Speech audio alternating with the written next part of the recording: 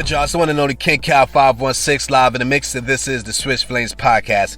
We've been gone for a little bit, little mini vacay, but we back, and we're going to give you guys a lot of content today and moving forward. All right, so be sure to check out the website, www.swissflames.com. Hit us up on Twitter at Swiss Flames, and definitely check out the Facebook, YouTube page at Swiss Flames Podcast. So we're going to get into Zion Williamson, who currently has had a setback in his rehab process. Remember, Zion has basically been recovering from an injury on his right foot. He had a fracture in his right foot, and he's been recovering. He hasn't played this season.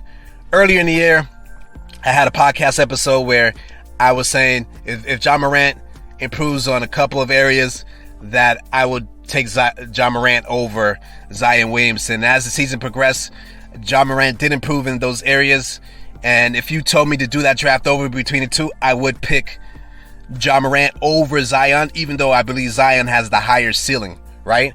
But I just believe over the course of their careers, Ja Morant would be considered the better player when their careers are said and done. I have a lot of concerns about Zion. Maybe he can prove me wrong, but the first is his conditioning and weight. Obviously with a foot injury, you're not going to be as mobile when you're recovering, right?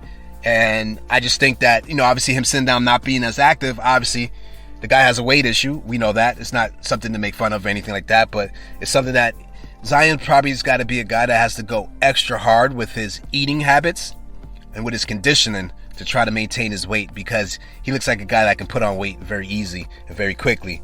And so with that said, there has been a setback reported by ESPN, Andrew Lopez, that basically in his rehab process, as they were, kicking it up a couple notches, he had a setback because he's been experiencing some excessive soreness in that same fractured right foot.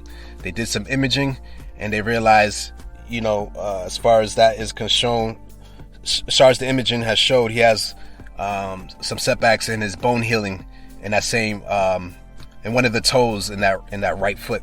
And so because of that, the Pelicans have to be conservative when it comes to Zion. He's their franchise player. He's under contract.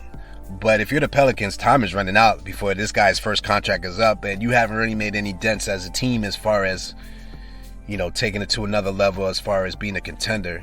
And you can't be a contender without your best player. And so this is a dynamic that obviously, once again, the Pelicans will have to be conservative.